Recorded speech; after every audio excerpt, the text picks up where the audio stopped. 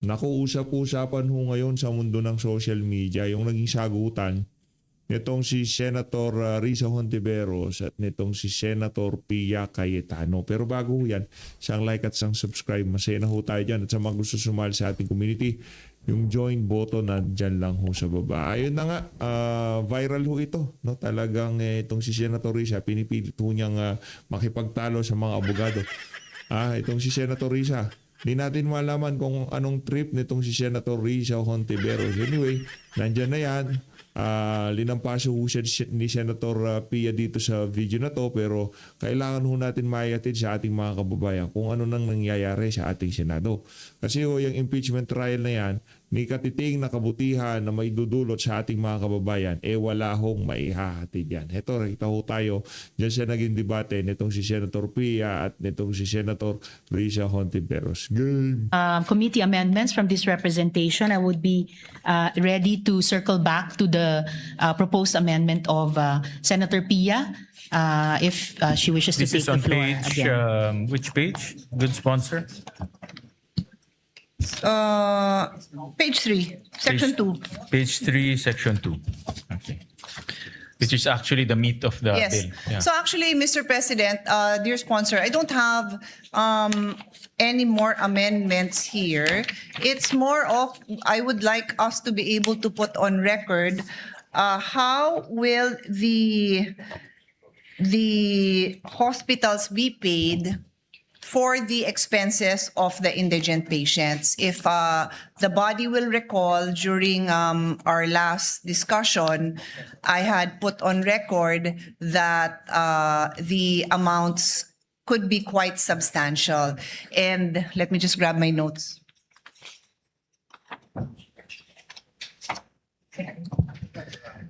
So I included in the discussion the concept of the zero balance billing, which was part of the SONA 2 years ago, and if I'm not mistaken, reiterated this SONA, because the zero balance billing in its perfect form would mean that there is no longer any balance that will be paid when a patient is discharged. So wala na siyang babayaran. Yun yung talagang utopian concept ng zero balance billing. But upon clarification, this was last year, the DOH came out with the policy that the zero balance billing will only apply to DOH hospitals. DOH hospitals. Hindi siya lahat. Yes, no? Mr. President. If Sorry, not- I'll just complete. Is it okay? sorry. Good, So just to gentleman. complete, the zero balance billing only applies.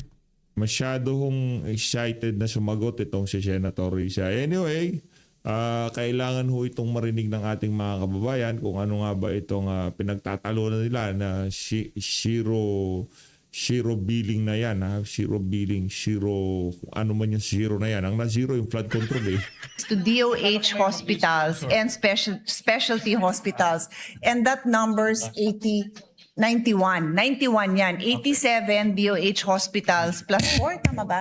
Plus 4 specialty hospitals, 91. And yet, our total number of hospitals is around 1,000. So, wala pang 10% yung mga ospital na pwedeng puntahan ng mga tao para maka-avail ng zero balance billing. So I'm simply presenting the reality on the ground na pagpunta doon ng pasyente at nag-expect siya ng wala siyang kakayanan magbayad, and Her Honor has included in the discussion a very important segment of the population, yung financially incapacitated, na iba pa sa indigent. Talagang nangangailangan yan. Maraming middle class na namumulube dahil sa presyo dahil sa nagkasakit. Mahal nga magkasakit. So I'm very happy naman na we recognize the need of those who are actually nga financially capable pa nga yan pero mamumulubi ka talaga. So lahat naman tayo nagkakaintindihan dyan. It's not a point of contention. Ang gusto ko lang ilagay natin sa record, and off the record kasi nabanggit naman ng sponsor that she can present the numbers which I believe came from the Senate President, which I believe came from me. So And from I think PIDS, Mr. President. I think we know these numbers naman. Pero pakita naman natin sa tao kung ano to. Kasi hindi naman ako nag-imbento niyan. Galing po yan sa PIDS, no? Yung ating kinikilalang think tank.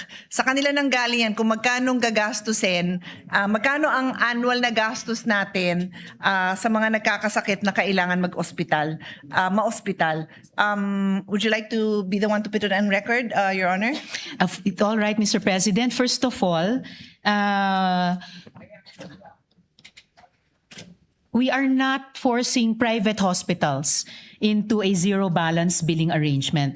This bill does not create zero balance billing in private hospitals. Hindi po niya ine-extinguish yung mga unpaid balances. Pinoprohibit lang talaga yung detention o kaya withholding on the ground of non-payment. So for the record, hospitals may still collect unpaid lawful charges through promissory notes, lawful security, guarantee letters, assignments where allowed by law, and civil remedies. Ngayon po, going to yung data no na inestimate ng Philippine Institute for Development Studies at nakuha nating lahat mula sa Office of the Senate President. Ito po nagpo-provide ng data sets covering indigent inpatient claims from 2024 to 2026. Pero at the outset pa lang, Mr. President, disclaimer kaagad, hindi po dapat ito tignan na fiscal cost of the bill. Kasi hindi po natin pinapa-automatic guarantee sa gobyerno lahat ng unpaid bills ng ating mga pasyente o ating mga pamilya who would otherwise be detained in hospitals, clinics, or like facilities dahil hindi pa nila mabayaran yung kanilang bill or kanilang buong bill. Because after yung whatever, kung mayroon man na mabayaran ng pasyente at pamilya niya, magka-come into play hindi lang itong mga nasa data ng PIDS, pero lahat ng medical assistance programs ng iba't ibang government agencies as governed by each of their criteria at saka conditions kung qualified ba o hindi yung pasyente at pamilya niya sa particular na assistance na iyon. And in the end, kapag may balanse pa, collectible pa rin ito on the part of the hospital at pwede pa rin niyang habulin ang balancing ito including through civil proceedings. Basta ang importante po ay makakamit yung unang layunin ng kasalukuyang batas at layunin pa rin, primary objective pa rin nitong amendatory bill natin na ang pasyente o pamilya niya ay hindi nadidetain. So, tinignan pa rin po namin sa office ko yung data mula sa PIDS, yung data sets ginamit para i-compute yung gross residual billing gap. Again, hindi po ina-assume na nire-represent nito yung amount na actually collected from the patient. Likewise, hindi po dapat i-assume na nire-represent nito yung actual out-of-pocket expenditures. And again, it should not be construed na ang national government na ang automatic guarantor. Kasi yung guarantee letter accepted in lieu of a promissory note, again, hindi niya ginagawang guarantor ang gobyerno sa buong balanse. There will still be those three components. Kung ano yung kahit konti or minsan wala, mabayaran ng pasyente at pamilya niya, tapos yung iba't ibang medical assistance programs ng iba't ibang government agencies. And kung may balanse, recoverable pa rin ang ospital, including through civil proceedings. So would the gentlelady like me to put the numbers on the record? Because I can do that. If she will bear with me. I think we should All because we can now have a clearer discussion kung ano yung ma-expect ng mga tao pag they're confronted with this situation na hospital sila tapos gusto nilang ma-discharge. So lagay natin sa record yan, Madam Sponsor. All right. But again, Mr. President, just with that disclaimer na ito yung magiging exposure ng gobyerno kung yung buong balanse na hindi mabayaran ng pasyente at pamilya niya ay sasaluhin ng gobyerno, which is not the case. So again, I just want to put that on record na wag nating isipin na ang hindi mabayaran ng pasyente at pamilya niya ay babayaran lahat ng gobyerno. Masasubject pa Sino magbabaya? Si Enriza naman. Para saan ba yung batas? rin to the requirements at criteria ng bawat medical assistance program Okay. ng bawat government agency. At sa huli, kung may balanse pa, obligasyon pa rin ng pamilya at pasyente, collectible pa rin on the part of the hospital. So, government as guarantor means the potential budgetary obligation that may arise when DOH, DSWD, PCSO, or other government medical assistance programs issue or honor guarantee letters for qualified, indigent, or financially incapacitated patients covering the unpaid balances of hospital bills after, Mr. President, that PhilHealth benefits, discounts, patient payments, kung mayroon, HMO or insurance payments, charitable deductions, and other applicable benefits have been applied. So again, yung ipuput on record ko ngayon ay for purposes lamang of estimating fiscal exposure. Again, it does not mean that the automatic full payment of the entire hospital bill. It does not also mean zero balance billing. It does not include amounts already covered by PhilHealth, private insurance, HMO, patient payment, hospital discount, or charity write-off. It also does not include payments who are not assessed and qualified under applicability eligibility rules, agency guidelines, and availability of funds. So availability of funds pa rin, Mr. President, per medical assistance program of each government agency. So for proxy computation, the estimated government exposure may be expressed as, so estimated government exposure, kaya ba nating ipakita ito on the screen? Equals number of qualified cases times average residual unpaid balance times assumed approval or payment rate. Teka, saan nawala yung aking... Sandali lang po, Mr. President. Okay. So yung estimated government exposure equals number of qualified cases times average residual unpaid balance times assumed approval or payment rate, where number of qualified cases refers to the assumed number of indigent or financially incapacitated patients, cases that may be endorsed for government medical assistance. In the absence of a national hospital detention data set na tinanong kanina ni Senator Joel, dahil wala po tayong ganyang data set talaga na kompleto ng cases of hospital detention, yung PhilHealth indigent or NHTS PR claims may be used as a narrow proxy. So proxy lang siya, Mr. President, while all indirect contributor claims may be used as a broader stress test proxy. Yung average residual unpaid balance refers to the assumed unpaid amount remaining after PhilHealth, discounts, patient payments, coverage of HMOs, charitable deductions, and other benefits have been applied. And assumed approval or payment rate refers to the portion of endorsed cases that government assistance programs can actually cover, subject to eligibility, agency guidelines, and always availability of funds. So ito, Mr. President, pinepresenta ko lang itong proxy bilang fiscal risk scenario. Hindi po ito official cost estimate talaga. At ipinapakita pa rin ito na importante itong bill bilang primarily anti-detention measure. Hindi po talaga siya automatic government guarantee para sa lahat ng unpaid private hospital bills.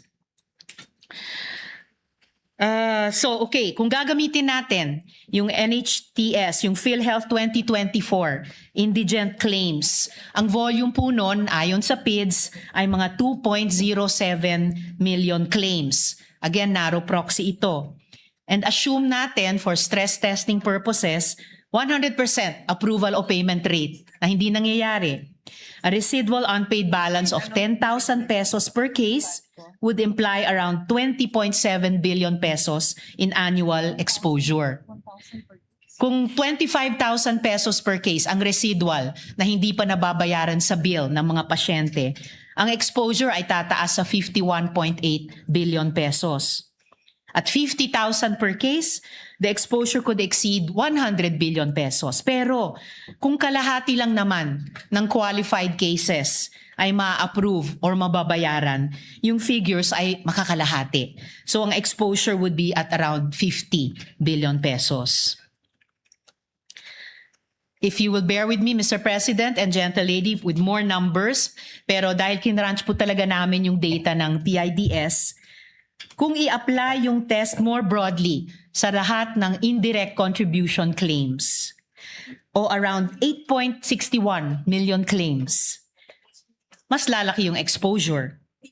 Kung 100% ang payment rate, 10,000 pesos residual unpaid balance per case would imply around 86 billion pesos exposure, while 25,000 pesos per case would imply around 215 billion pesos. Pero again, Mr. President, yung actual exposure ay magdedepende pa sa kung ilang mga kaso ay talagang magka-qualify at aktual na maaprubahan at mababayaran sa ilalim ng rules ng bawat ahensya at available funds niya. So for context pa, Mr. President, yung existing public medical and crisis assistance envelope ay substantial, significant, pero of course limitado. Ang DOH MAIFIP ay mga 51.6 billion pesos para sa taong 2026. DSWD-AIX ay mga 63.9 billion pesos at yung medical assistance ng PCSO, although noong 2024 amounted to mga 3.27 billion pesos for 330,023 beneficiaries or roughly 9,900 per beneficiary. And again, kahit paulit-ulit po, Mr. President, importanteng bigyan ko ng diin, hindi po ito official cost estimates dahil ang PhilHealth claims ay hindi pareho ng unique detained patients. Hindi lahat ng napapakinabangan ang PhilHealth coverage ay nade-detain. Hindi lahat ng claims involve unpaid balances. May mga claims na nababayaran naman, walang unpaid balances. Hindi lahat ay private hospital cases. At hindi lahat ay magka-qualify para sa government guarantee letters. Proxy scenarios lamang po ito na magpapakita o pinapakita ang fiscal risk kung ma-misinterpret natin ang measure bilang full government guarantee. Dahil hindi po full government guarantee itong bill. Itong bill ay primarily anti-detention. Pero sinasabi pa rin natin, ina-uphold pa rin natin, pagkatapos anumang mabayaran ng pasyente at pamilya niya, pagkatapos may coverage ng alinmang medical assistance program o mga medical assistance programs ng government agency or agencies, kapag ka may balanse pa rin, obligasyon pa rin ng pasyente at pamilya, collectible pa rin on the part of the hospital. So, bilang suma sa pag numbers crunch namin sa datos ng PIDS, yung safe fiscal position ay malinaw pa rin, Mr. President, dahil walang automatic full guarantee, walang automatic zero balance billing, at wala ring automatic extinguishing ng hospital debt. Ang anumang guarantee letter o assistance nananatiling subject sa eligibility, guidelines, approval, at available funds. So, muli, I cannot stress enough, ang pinagbabawal ng panukala natin ay detention. Hindi niya po pinagbabawal ang lawful collection. Ano silbi niyan? Ano mangyayari doon sa mga hindi pwedeng, so pagka walang pambayad, okay lang na lumabas? Wala na, hindi na pwedeng i-detain Magkakaproblema Magkakaproblema ang hospital. So ano gagawin natin? Mr. President. Alam ko na, kumuha tayo ng guarantee letter kay Congressman. Palakpakan. Joke lang, ayaw na daw ho nila yan. Pero itong panukala, siya kukuha ng pera. Pambihira.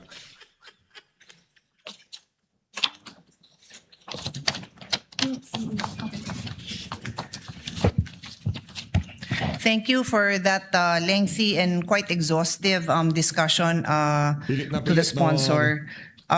We appreciate that she went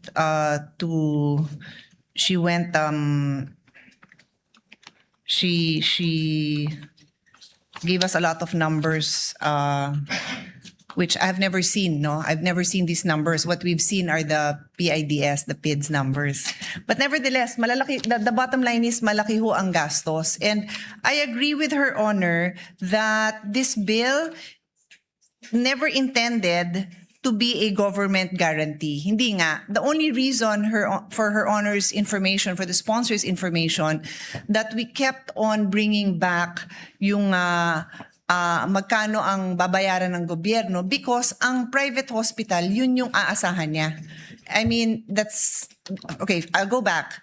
If you recall, na-announce nga na may zero balance billing. So at first, akala ng lahat covered yon, no? Lahat ng tao, akala nila kahit saan sila hospital pupunta, covered. Then DOH clarified, ay hindi, covered lang ang zero balance billing ng DOH hospitals and specialty hospitals. So pag dun ka pumunta, wala kang babayaran, government ang magbabayad nun. Clear naman po tayo doon, Madam Sponsor, di ba? Yes, Mr. President. Na yon. So at least yun pa nga, whether indigent ka pa nga o hindi, wala nang problema, right? Do we understand each other? Walang problema. Under the no? zero balance billing system, Mr. Under the zero President. balance. So kaya nga sabi ko earlier, yung utopian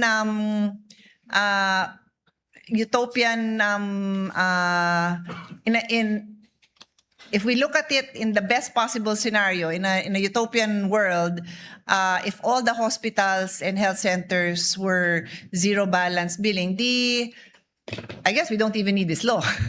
Is that correct? Tama? Well, actually, that utopian world, Mr. President, was already contemplated in part by the original law. Dahil sinubukan na, even in the original law, siguruhin na no one would be detained. It's just that in the past years ng implementation, nakita natin yung kahirapan ng implementation to the point na, gaya ng pinut on the record namin ni Senator Joel, marami-rami pa ring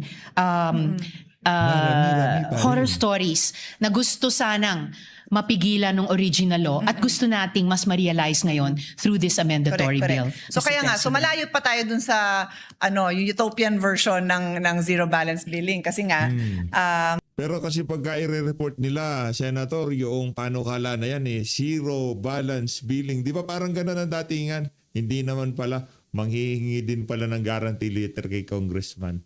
there is a balance to be paid, and hanggat hindi nababayaran yon, ang tendency ng ospital, if we did not pass this law, the original law, and if we don't improve on it, is naghahanap ng way yung hospital to get paid. And one way that they feel that they can get paid is that they somehow find a way to go around the existing law to, if not detain the person, detain the kamag-anak, detain the personal properties. Yun yung situation natin, no? Correct? We understand each other on that. We understand each other, Mr. President. And again, part of the situation, this is not a zero balance billing law. This actually provides for non-detention of patients and families, even outside the ZBB system, by putting into play whatever limited or absent resources of the patient and family. Tapos yung iba't ibang medical assistance programs ng mga government agencies, apart pa po from the zero balance billing system. And then again, yung balances na obligasyon pa rin ng pasyente at pamilya at collectible pa rin on the part of the hospitals, Mr. President. But the reality, Madam Sponsor, Mr. President, is yung indigent patient and even those who are financially capable, what is financially capable? It would appear, and it's not defined here, no? I'm not aware that we define that, but if you have a medical bill in minimum wage, you're a minimum wage earner, you are financially capable probably to feed your family. Kung dalawa kayong minimum wage earner sa family, kasi the numbers that we have to feed a family of 4 already exceeds the income of a minimum wage earner. So I don't know if we want to define what is a financially capable person, but my point is, kahit na may konti kang kakayanan, lagpas pa sa minimum wage, kahit dalawa pa kayo nagmi-minimum wage, pag tinamaan ka ng matinding sakit, kakapusin ka. Yun Right. talaga yun. Yun talaga. Yung hospital, paunang gastos pa lang yun. Yung pagdating sa recovery, gamutan, rehabilitation, kung pilay yan, o kung ano pa man, mula dun sa pagkaka-hospital hanggang pag-uwi sa bahay, malaki ho talaga problema natin pagdating sa healthcare dito sa bansa na to. Ano dahilan? Ninanakaw nila pondo, ilalagay sa maleta eh. Di ba, Sen Pia? Pambihira. Talaga yun, kakapusin ka. Magkaroon ng heart disease, magkaroon ng prolonged stay because of pneumonia. And one of the reasons for that is that hindi pa na-implement ng PhilHealth ang DRG. Ang DRG is the diagnosis-related groups, which means, for example, sa isang sakit na katulad ng pneumonia, imbis na 1 or 2 lang yung category o 20,000, tapos na yan, bayad ka na. They divide it into groups such that meron kang slight pneumonia, severe, serious, life-threatening pneumonia so that the bill would be covered even if it's in the hundreds of thousands. We don't have that yet. So for now, pag binayaran ka, babayaran ka lang ng kung ano yung minimum, no?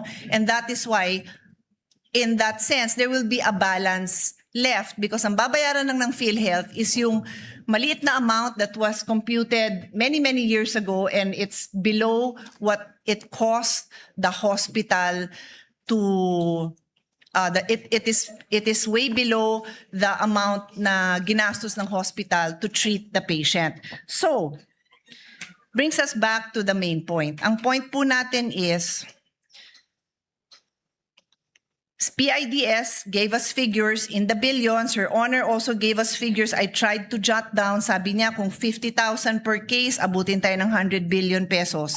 Pagkakalahati lang nun, abutin pa rin tayo ng 50 billion. Then meron din siyang computation na pag 25,000 pesos per case, abutin tayo ng 215 billion. I was just jotting notes from Her Honor's statement earlier. The point is this.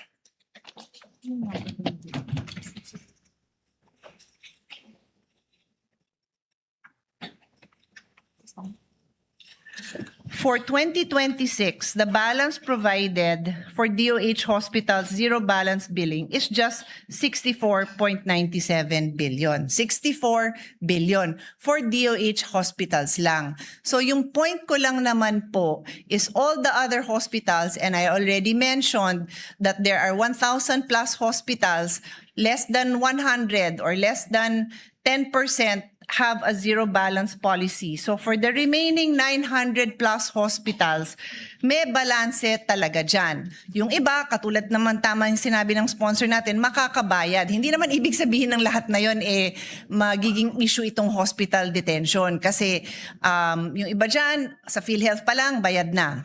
Pero kadalasan, because we have the numbers also, ang nababayaran ng PhilHealth is on average 30% of the bill. So Her Honor mentioned the different mechanisms to further complete the payment. It could be government intervention, yung personal din na ilalabas ng pasyente at ng mga kamag-anak. So lahat naman yun possibility. So there's a percentage of patients who will not need to avail of this no detention no hospital detention bill. But there will be those that need to avail of it. And the question is, who will pay their balance? Again, Her Honor clarified that this bill does not say it is automatically government. I agree po. Pero the point is there is a bill. And sino ang magbabayad? So from the start, ang sinasabi lang natin is we are concerned for the private hospitals that would be left with the bill. And I just want to put on record, hindi ho ako mag-o-object or anything because we have the same purpose. I simply want to put on record na sinabi na ng mga private hospitals, I have a letter from them saying that they will be They would be very concerned. It is from the Private Hospitals Association of the Philippines. Very concerned po sila, especially for the small and medium-sized facilities who would bear more of the uncompensated care. So yun lang naman yung concern nila. So, can government step in? Yes, government can step in. I will put on record again the numbers that you have heard me say. It is not new.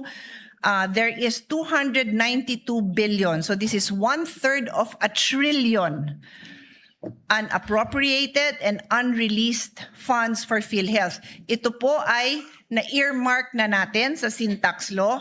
Over the years, this amounts to 292.33. So even if I were to use Her Honor's figures of 25,000 per case, 215 billion, o di covered ang isang taon. If I use a lower number, baka covered ang 2 taon, 3 taon, 4 na taon, 5 taon. The point is that I'm trying to make, and this is not the problem of the sponsor right now with this bill, is that meron namang kahit papanong pondo pang pagkukunan kung sana naririlisan tayo. Si DBM Secretary, Acting Secretary, nandiyan dyan kanina, sabi ko nga kay Senate President, ay sana nakausap natin, na-present natin yung matagal ng utang ng DBM sa pondo para sa PhilHealth na gastusin natin.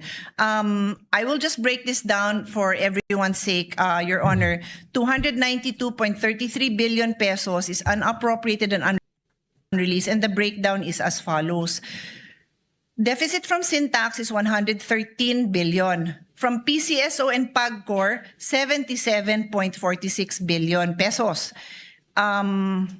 This is included in the GAA but unreleased 101.43 billion. So 292.33 po ang total niyan. So malaki-laki din yan, sana makakatulong pang gastos. I would also like to add one more point. I mentioned earlier that the zero balance billing for the year 2026 is 64.97 billion. As the Vice Chairman of the Committee on Finance and handling the budget of DOH and PhilHealth, this representation proposed some amendments.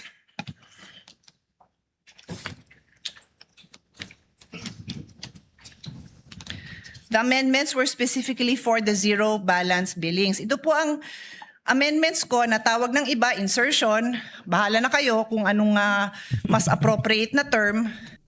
Kay Lacson, insertion yan. Diba? But these amendments, thanks to the Senate President, were accepted because at that time he was the chairman of the Committee on Finance. So the amendments are as follows. 3.3 billion for DOH hospital. So in other words, meron ng budget ZBB for DOH hospitals, pero sa computation ng DOH kulang pa rin.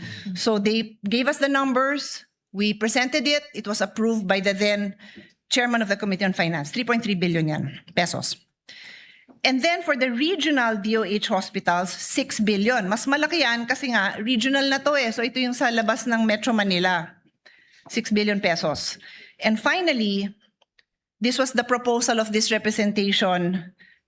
It didn't come from DOH, but we proposed it. DOH agreed that it is important, so we proposed it to the chairman of the secretary, to our committee chair, and it was approved, and so it was carried in the GAA. 1 billion pilot for LGU hospitals. Kasi nga, nakakaawa yung mga LGU dahil sila din yung pinupuntahan ng mga pasyente na expected nila may zero balance, yung pala hindi covered. Maliit to kinumpute natin, kaya lang kasi yung capacity na i-approve yan ng chairman ng finance, alam ko hindi na siya makakahanap ng pondo beyond 1 billion. So 1 billion na muna kasi pilot lang naman. So this is a total of a little bit over 10 billion that we added to the zero balance building.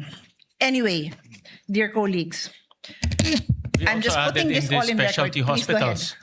We also DOH had and specialty. specialty hospitals, Yes. about 3 billion plus. for the different specialty hospitals. 1 billion each. 1 billion each. Yeah, your 1 billion memory, each. your Yeah. memory is unparalleled, Mr. President. You are absolutely correct. 1 billion for each specialty hospital. So we do what we can, no? And so, like I said, I have no objection. I'm just putting this on record, and I hope that we can remain vigilant and open to the concerns that may be raised by the private hospitals later on, because ang problema kasi natin yung sila yung sasalo ng issue na to eh. Sila ho yung kailangan sumunod sa batas. So, mindful po tayo na marami nagsasabing, ang gaganda nga ng batas na pinapasan nyo, hindi naman kayo yung mag-i-implement. Ang mag-i-implement, in this case, is the private hospitals, the LGU hospitals, the private, not even hospitals, but yung mga katulad nung panganakan, marami yan. So let's be mindful of that and the challenges that they might be confronted with. Because in the end of the day, we all agree that we want a strong anti-hospital detention law. And I thank the sponsor for shepherding this bill. But yun nga, with a clear request that we continue our oversight on the implementation of this soon-to-be law. Thank you, Mr. President. Thank you, Madam Sponsor. Thank you also to the gentle Kala ko pa naman. Dito sa naging sagutan na to, talagang bibitaw ng malupitan nito si Senator Risa. Wala naman pala lady bitaw. from Taguig and Pateros. I commit to all the colleagues, especially the gentle lady, that of course, dahil yung mga hospital, especially the private hospitals sa ating service delivery network, which is one of our pillars sa universal healthcare system. Of course, the Senate and especially our Committee on Health are also looking to continue to pass laws to assist them to operate maximally and optimally. Well taken yung pinuto on record ng gentle lady na concern ng PHAP. I'm sure even the member hospitals of PHAP, ayaw naman nila na sila yung magiging site ng hospital detention. So we will be counting on their participation dun sa finally makakraft nating panukalang batas, which clearly recognizes yung karapatan ng mga ospital na kolektahin yung mga tamang bill na naikikwenta. Kaugnay rin ng amendment kanina galing kay Senator Joel on bill transparency. And then again, as both the gentle lady and I have recognized, unang magbabayad kung may kaya kahit maliit, yung pasyente at pamilya, then the different medical assistance programs of the different government agencies will come into play according to each of their own rules. Kung magka-qualify o hindi yung pasyente at pamilya. And in the end, kung may balanse, then it remains the obligation of the patient and family, collectible by the hospital. Yung ibang reforms na pinoint out ng gentle lady, for example, yung pagbabalik ng national government, pagbayad niya ng utang niya sa PhilHealth. I join her 100% in that with all the health advocates here in the Senate. At yung patuloy na pag-modernize, pag-reform ng PhilHealth system, including yung pag-shift na yon sa DRG. But in the end, Mr. President, yung original dream, I wouldn't even say it's utopian, pero yung original humanistic dream nung kasalukuyang batas, which was shepherded in her time by the gentle lady, na mawaksi na sa karanasan natin ang hospital detention. Learning Pero hindi zero hospital billing ha. Kasi iba yun eh. Misleading na naman yun eh. Parang 20 pesos na bigas. Parang independent foreign policy. Parang ganun yun eh. Phobia na ba? Phobia. the lessons we've learned in the past decades of very difficult implementation on the part of DOH sa pamamagitan nitong panukalang batas, precisely we are trying ma-achieve na yung pangarap na iyon. And after all, kapag hindi ma-detain yung pasyente at pamilya niya, if they can go back to family life, work, studies, mas magiging resilient sila if and when the next medical emergency comes around. And they can participate more fully in generating and paying back yung resources na kailangan kung meron pa rin silang pagkakautang na sana hindi na kailangan panghabulin ng ospital through civil proceedings, Mr. President. Apologies again, Mr. President. There is one proposed committee amendment that I failed to make of record and accept on the record, Mr. President. And this comes from the Senate President himself. In the same section, after the amendment of Senator Villanueva, to insert this following phrase: the DOH shall act on complaints and grievances received through their patient grievance and redress mechanism within 5 working days from receipt thereof. Failure of the responsible public official or employee to act on any complaint within the prescribed period shall constitute simple neglect of duty, subject to the filing of the appropriate administrative action based on prevailing Civil Service Commission rules and regulations, provided that in cases where the cause of delay is due to force majeure or other analogous circumstances, the prescribed period mandated herein shall be suspended and appropriate adjustments shall be made. Provided further that in such cases of justifiable delay, the responsible public official or employee shall notify the complainant of the reason for the delay and the adjusted period to act on the complaint. For the record, Mr. President, the said proposed amendment imposes a stricter time-bound obligation on the Department of Health to resolve complaints involving unlawful patient detention. And therefore, subject to stand, Mr. President, I accept the proposed amendment. Is there any objection? Hearing none, the amendment is approved. And Mr. President, there is one more proposed amendment that this representation will await, hopefully within the day, from Senator Raffy. Just to, before we close the period of amendment today, let me just express my opinion on the discussions between Senator Pia and Senator Risa. I do share the thoughts of Senator Pia that it's not the intention to give difficulty to the private hospitals in terms of their operation.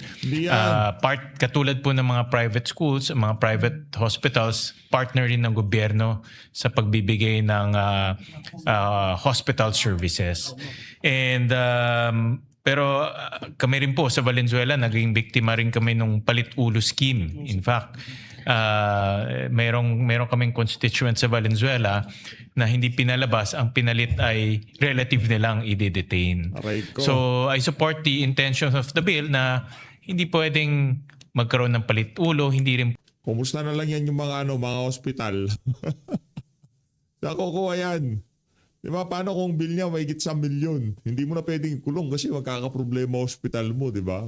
Pwedeng i-detain yung mga pasyente. Lalo na kung may mga pasyenteng hirap na hirap. At marami rin pasyente na pag may sakit yung kanilang relative, nagpapanik sila at under stress. No? At hindi pwedeng i-take advantage rin ng mga hospitals yung ganong na situation. And it's good to note na ang gobyerno naman may kapasidad na tumulong sa mga hospitals. Nasabi na ito ni Senator Pia kanina, but ulitin ko lang. Ang MAIP ay merong 51 billion in the 2026 GAA. At ang intention talaga ng MAIP is to support the private hospitals. Alam natin na ang PhilHealth kaya lang up to 30 to 40%, depende pa sa sakit. Yung balance, dito pumapasok yung medical assistance. At of course, yung AIX, ito yung assistance na binibigay sa mga constituents natin. For 2026 budget, about 63 billion. So itong dalawang funds, no, pwedeng magamit ng mga private hospitals para mabayaran sila. No? So Thank you, Mr. Thank you, Senator Risa, for President, yes, Senator just a quick, Pia. Yeah. just a quick statement for the information of the body. Yung mga recommendations ng minority group for MyFIP and AIX have been suspended. Nako, Pag may lumalapit sa amin na pasyente, hindi na kami pwedeng sinabi sa website ng DOH at DSWD, hindi napapansinin yung recommendation namin. So for the body's information and for the information of the Senate President. So like in my case, for over a decade, ang daming pumupunta sa akin, humihingi ng tulong. And just in the last few months, this has been weaponized against us. In the case of Senator Amy and Senator Pasensya na ho, madam kasi mga bangag na sila. Bongo, years na yata. I'm just saying, Mr. President, for the record. So sa akin lang naman po, kung ang ibang kasamahan natin pwede namang makatulong sa mga kababayan, bakit yung iba sa amin hindi pwedeng mag-recommend? Hindi na ho ba kami marunong mag-recommend? Yung mga lumalapit ba sa amin are less of Filipino citizens? Yun lang naman po sa akin. Kasi sobra akong na-shock na nagkagano na tayo eh. I hope the Senate President can do something about this. In fairness, napakabait sa akin nung inyong kapatid. I think nakita naman niya yung magandang loob ko nung dinefend ko yung kanyang budget. So it's not on him. I don't know kung saan nanggagaling ang utos na yan. Yes, well, Kung sa adik sa Malacanang, yung adik. but ang Senate naman is recommendatory. Of course, we just recommend and we'll look into this Mr. President, matter. we've done it before during my time as Senate President, also Senator Cheese's time as Senate President, and also Senator Soto, as a matter of fact. He had put funds here in the Action Center for the senators, regardless of political color, Mr. President. Let's allow we definitely should give a budget to that. And whoever senator requests for assistance for the patients that go, hindi talaga mawawala, Mr. President. Meron talaga pasyente pumupunta sa amin. Sana dito na sa Senado, Yes, meron pwede tayong- nating tulungan, regardless of political color, Mr. President. Meron tayong Public Assistance Center Yeah. na pwedeng lumapit yung ating mga constituents to Yabang ni Miguel. Yeah. ask for help. At galing yan sa institution as recommendation, no? Dahil nagre-recommend tayo sa mga different executive agencies. So we'll look into that also and we'll revive that concept. Maganda ho yung concept because Senate as an institution ang tumutulong. Tsaka fair yung Senate President, Mr. President, fair yung Senate President natin na yun, regardless Yes. of political color or Fair affiliation. naman. Di totoo yan. Ayun na nga, nagkakabola kayo na lang nagbobolahan po. Pambihira naman. Ayun na nga, maraming salamat po sa support sa page of faith. Mag-ingat po kayo lahat. Lahat ng Pilipinas.